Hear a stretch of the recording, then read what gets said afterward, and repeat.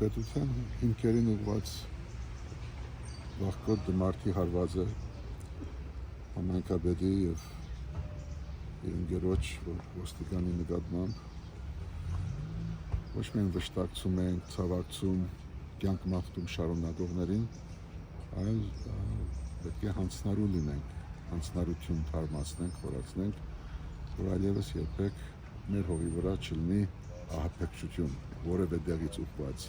անձնական, իշխանական, չգիտեմ, արձագանները դուք ասեք, ահա որ վիճակ է, որ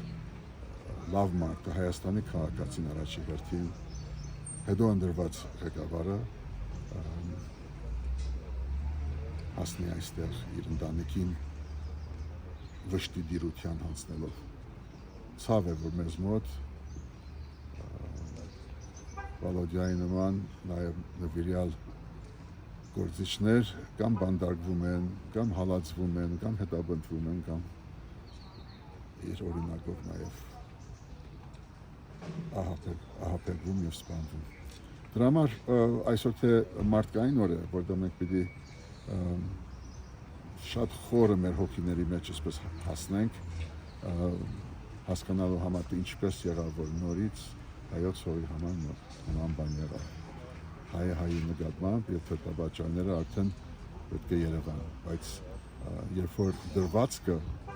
պետական, իշխանական, հասարակական անարդար է,